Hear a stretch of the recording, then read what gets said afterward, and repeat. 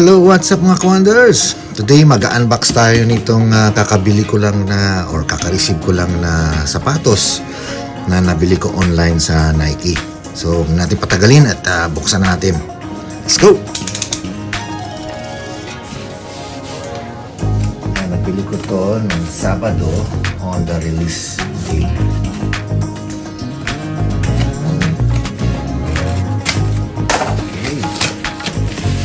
Excited na akong makikita na to. Okay, ready na ba kayo? Ito, literally unboxing talaga to. Ito pa siya nakikita personally. Ito yung kaka-release lang na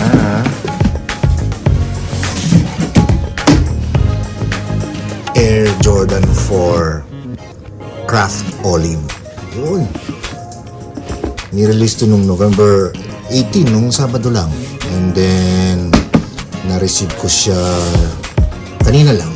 Yes, iniliver sa akin. So ito ang kanyang packaging. Ganda ng packaging, ano? Pwede rin i-display yun. Labeling niya, it says Air Jordan 4 Retro SE Craft.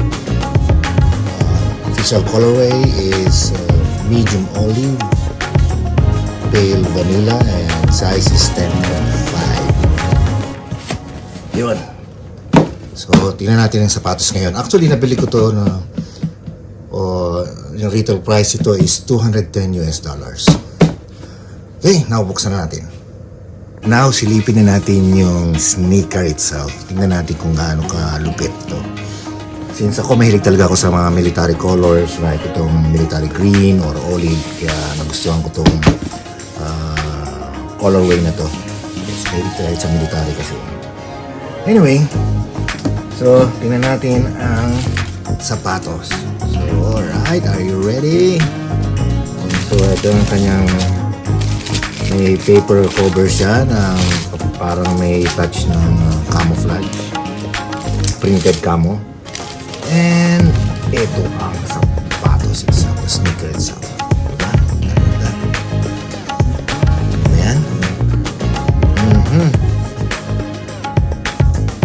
Ang ganda ng kulay. Sarap i-forma to. Siguro sa itim na lonta or pantalon. Okay. Then, let's have a quick review lang dito sa sapatos na to. Then, i-on foot na natin afterwards. Alright. So, bagong isa pa. Isang pares lang eh. Okay. Iba talaga ang Jordan. Siyempre, may itong green sticker na nagpapatunay na I don't know, original or what, I don't know, pero basta may green sticker siya, masaya na ako.